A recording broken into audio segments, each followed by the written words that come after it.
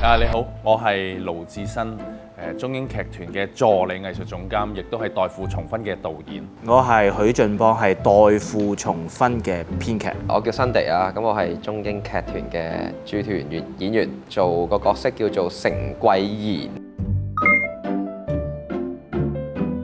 呢個戲個故事內容咧，主要係講主角成貴賢一個壞事做盡嘅，但係本性唔壞嘅男人啦。咁佢就做咗一件錯事，咁咧從而就衍生咗咧，佢發現佢同屋企人咧係好大嘅問題嘅，即係同佢嘅母親咧關係唔好嘅。咁佢亦都對於呢個世界存在喺呢個世界咧充滿住疑惑啦。咁而機緣巧合之下咧，嗰一晚咧佢就發咗一個夢，就夢見自己變咗自己老豆。透過呢個穿越嘅過程咧，後尾佢發現呢個係穿越嚟嘅，跟住佢就會改變咗啲歷史啦，同埋開始認識咗真正嘅家庭背景係點，知道自己點樣嚟，從而喺呢一啲事情上面咧，佢學識咗點樣去將自己好嘅一面拎出嚟。看似係一個胡鬧喜劇嘅包裝，但係原來係一個溫情小品嚟嘅。咁而我睇到呢個劇本嘅第一個感覺咧，就係覺得呢個戲咧係好過癮嘅，佢好有追看性嘅，佢啲情節我覺得揀得好好啊，因為佢係不斷有啲好有趣嘅場景寫咗出嚟，然後又會推動到個角色去行動，咁每一場都有一個令我好想睇落去嘅感覺咁樣，同埋又好好笑嘅。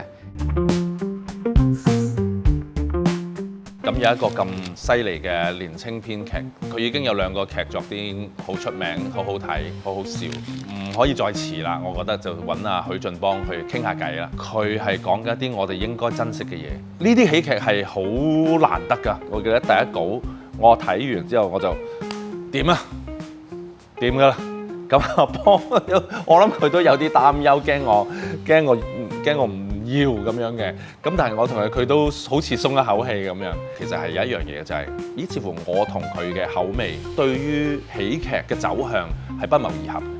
阿占咧，咁我都睇過佢其他作品嘅，好笑好睇嘅，咁我都幾中意佢嘅風格嘅。咁估唔到今次係有機會啊，直情做埋佢筆下嘅人物，咁我覺得好開心。更何況佢係啱啱攞完呢個最佳劇本添，咁更加深感榮幸啦。揾唔到波士人。我喺近年都比較積極去創作一啲喜劇，而中英劇團都主力去實踐一啲喜劇理念出嚟，咁就不謀而合。喺好短時間之內，我哋已經揾到一個契機，不如就喺呢一個題材上面去發展啦。因為我都拎咗幾個題材俾佢哋去揀嘅，呢個都算係我同中英第一次嘅合作喺創作上面。我諗係互相欣賞，但係有點相逢恨晚，8個字講晒啦。呢一個自問都覺得係比較適合佢哋，所以我去推銷呢個俾佢哋，咁而佢哋都欣然接受。因為我最初都只係諗咗呢一個壞事做盡，但係本性唔壞嘅男仔，究竟有啲乜嘢人喺佢身邊出現？咁我哋用咗一啲我身邊嘅朋友嘅一啲影子放落去，但係喺排練嘅過程咧，其他演員即係喺佢哋嘅角度去進入個戲嘅時候，佢哋又會衍生咗一啲新嘅色彩出嚟，而嗰啲嘢令我好深刻嘅。咁所以我覺得呢個火花令到我有一種驚喜喺度嘅。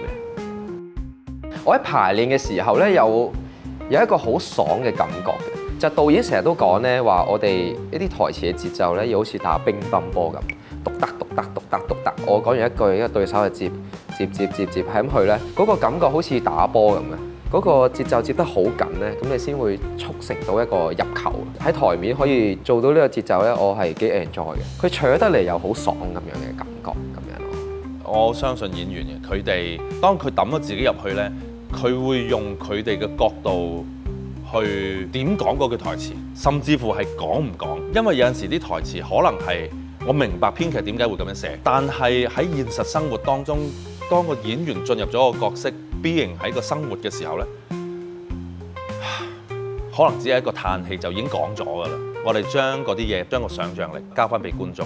所以要演員去投入去做，甚至乎有啲更精彩嘅台詞呢，係咪有啲更精準嘅呢？咁就要演員跳入去同其他角色去困，佢哋會出現咗一啲好特別嘅台詞，係我相信我同阿許晉邦都諗唔到嘅。咁呢個就係佢嘅演員嘅價值。買到飛嘅觀眾，你好彩，好好欣賞。